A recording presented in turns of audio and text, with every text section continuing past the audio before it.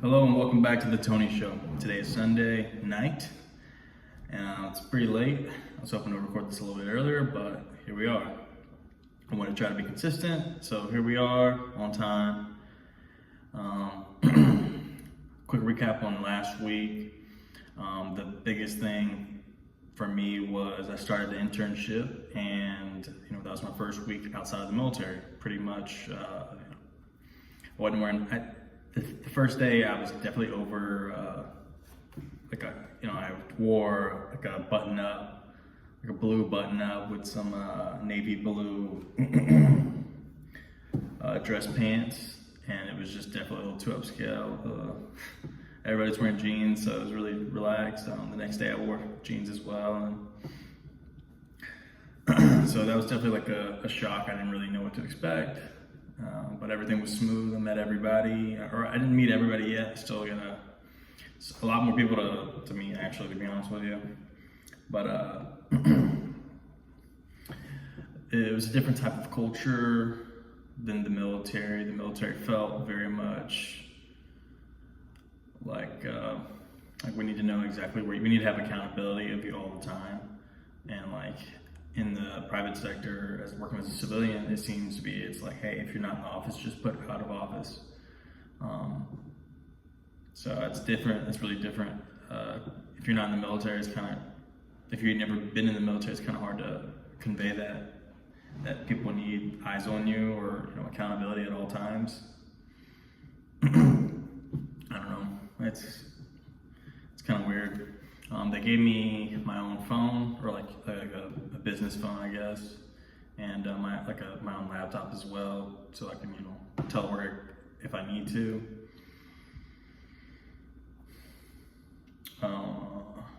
There's coffee. There's free coffee. That's a big difference. When I was in the military, I went ahead and purchased a coffee maker, like a pot of coffee, and I would brew up some coffee every morning for everybody, and I have to pay for my coffee and pay for the creamer, and I don't have that problem anymore. They pay for it, I guess, which makes sense because you are a little bit more productive whenever you get that coffee in your system. So from a business perspective, I think it makes a lot of sense for them to pay for that.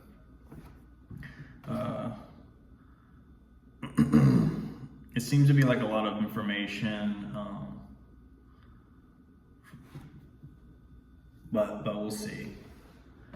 We'll see. Monday is tomorrow. I get my first project, and who knows? I think it'll be fun. I think it'll be fun. Whether it's heads or tails, it'll be fun. I'll learn something, and yeah, it'll be cool. The biggest thing I wanted to talk about is zooming out. 2025 in August is my date of separation, so that's when I officially cut ties in the military. I stopped getting paid from the military. I stopped getting benefits from the military and everything. So August is when I like to find myself in Japan. I was deployed there last year, like January, February, March, and April, and even May, I think. Yeah, I left early May of 2024 and I came back to the island for pretty much a year, right? Because it's almost May, and I want to go back, which sounds crazy. I've talked to some people and they're like, what are you doing? Why are you getting out of the military? Are you sure about that? Are you sure about that? Are you sure? And I guess for some people, I'm sure it is pretty scary, and it is scary for me a little bit.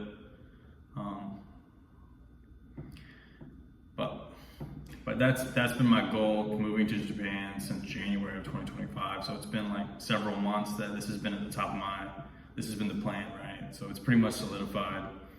And I've got a bunch of different, plan A's, plan B, plan C. Plan A is essentially I'm just trying to get a job, right? Because if I don't have a work visa, I can't stay there for more than 90 days. I can literally get kicked out after 90 days. So what it's looking like, August 1, December 1st, I'm gonna be, or maybe even like maybe a week or two prior to that, because I've got like terminal leave where I burn the rest of my leave. So essentially I'm thinking as early as July 15th or August 1st is when I can find myself in Tokyo, back in Tokyo. And whether or not I'm gonna have, I'll be there, whether or not I have, so obviously plan A is I'm trying to have a work visa. Whether that be in Okinawa or, up there in Misawa, so north, Hokkaido area of Japan. I really want to find myself in Tokyo. Tokyo, like, what I'm saying? There's just really no better place than Tokyo, I think, in the world. So I may or may not entertain a job opportunity in Okinawa or up north in Misawa area, Hokkaido area. So yeah, option A or plan A is to get that work visa and just they'll pay for my flight. Everything will be smooth. I'll do whatever. I'll get an apartment because I can get an apartment with a visa. But without a visa, I can't even get an apartment. So I'll be living in a hotel for 90 days, right? So that sounds crazy. Like, how much money is that? That's probably at least $4,000 for 90 days. Probably upwards of $5K, like, depending on like if it's super cheap, right? I'll have a buddy out there. I can crash on his place, but you can't really crash on somebody's couch for more than 2 weeks without it being problematic, unless you guys are really good, cool. So I don't want to overstay my welcome, but he says I could chill and crash in his place for a little bit. So plan B was going to be me trying to use my GI Bill, which don't ask me what it stands for, but it's pretty much just, once you get out the military, they'll pay for you to go back to school, right? So essentially what I'm going to try to do is enroll at, there's a bunch of different Japanese academies where they teach you how to speak Japanese. And with the Montgomery GI Bill, they'll pay me $2,600 a month for 36 months, up to 36 months, just to go to school. So if I don't get the work visa with plan A, plan B is I can get a student visa, and I can stay there for semester after semester after semester. Ideally, I would just have to do the bottom level, intro to Japanese 101 for maybe 4 months. I don't know how long a semester is out there, but I think maybe 4 months of me being in school. I'll have some type of proficiency in Japanese, and that'll help me get a job, right? I'll be able to network. Maybe I'll be able to get a job doing something else. And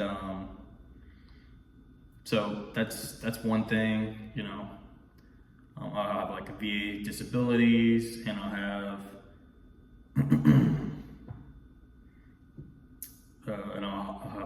emergency fund. And then I've got some money tucked away in the stock market. I don't want to touch either of these, but I'm living on a prayer, so Japan is where I want to be. So plan C would be me finishing up my bachelor's degree and finding working as a teaching English, because apparently you can't teach English in Japan unless you have a bachelor's, and I'm 4 classes away from that. So that might take me. I mean, if I'm not working, I should be able to grind that out in maybe 2-3 months. So I don't know, but that's looking like 2026. At the top of 2026, I should be squared away with that. if I get out there in August, like I might have to get scrappy. We'll see.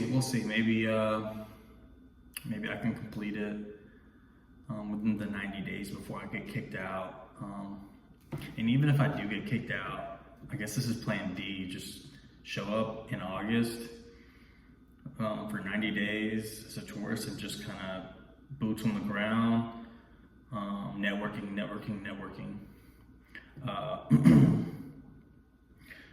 When it comes to plan A, I will say this.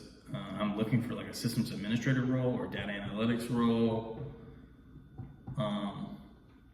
But if I can't make one of those work, I'm gonna be at the BX. So I'm gonna be at the base exchange, which like essentially is like I'm assuming I get paid USD. That's what might make it a difficult role. It's advantageous to make USD in Japan, obviously, because of the conversion rate. And I think that's one variable that might make it more difficult to get a job in Japan. But I'm still gonna apply, for like the commissary, which is just their shopping center kind of grocery store basically, and then the BX, which is just a base exchange, and that's like their shopping center on base. And there's one at like different, Air Force bases. There's an Army base over there, there's a Navy base, and like the Tokyo prefecture area. So it's like 3 shots that I can shoot. I just need a work visa. I just need, I should be able to float. I'm not gonna be going crazy until I get obviously I'm not gonna be going crazy at all, but anyways, that's all that to say is that's been the plan for so long, for at least until January 1st. From January 1st, that's been the plan, and here we are in April, whatever, 10th, 11th, 12th. And last week I had such a good time at my internship. I'm having to entertain the thought of staying on island for a little bit longer, which is not something that I want to entertain, but the logical side of me is like, hey, you need to just hear them out. You need to see, hear these numbers. So on Wednesday I've got a meeting with the HR, and I'm not sure exactly what that meeting is going to look like, but maybe some numbers are going to be thrown out. Maybe they'll be able to. And I was like, hey, listen. And I'm thinking, this is what I'm thinking. If I can get a remote job and then go out there to Japan, we're cooking.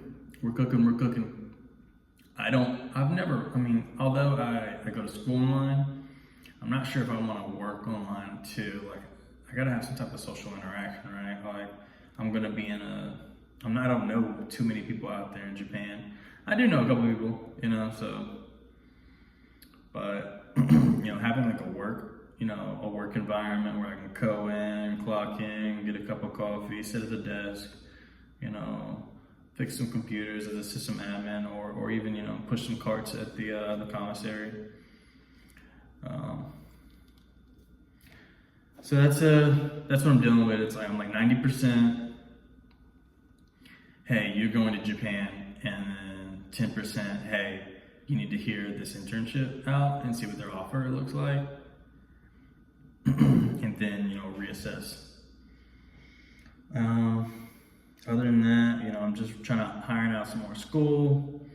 I turned in one. I got one grade back for like an inventory management system project that I was working with. It's like a C# project, and I'll throw a video up there about that, just kind of like showing how it works, its functionality. And then I'm working on another C# course right now, which is pretty interesting because I'll make another video as soon as it gets graded and turned back. but it's like integrating a MySQL database. So it's cool, you know, I've got a little experience in MySQL, so it's really nice to, and at work, I'm using MySQL too, so, or, you know, just SQL, excuse me. So it should be fun. It's really nice to be able to go to work and use something like, you know, use this language, SQL, or this technology, and go home and continue using it. It reminds me of my time. You're almost doubling down on it. So like you're getting so much experience. It reminds me of my time when I was working at a Spanish meat market called La Estrella back in Columbia, South Carolina, where I'm from. And I was going to Midlands Tech, the local community college, and I was learning Spanish. You know, I took Spanish 101 and Spanish 102 on the collegiate level. And as soon as I got off work, you know, I'd clock into the Spanish meat market where I'd be, you know, speaking a little bit more Spanish. So I'd be able to use what I learned that day, like, you know, talking to clients, right? So, and that really leveled me up in my Spanish. I think that's really leveled me up. So I'm hoping that, you know, this being able to double dip on the SQL is gonna help me out. We'll see. We've got a long road ahead of us. This internship, you know, I've only accomplished the first week, and although it's only, you know, 3 months, 90 days,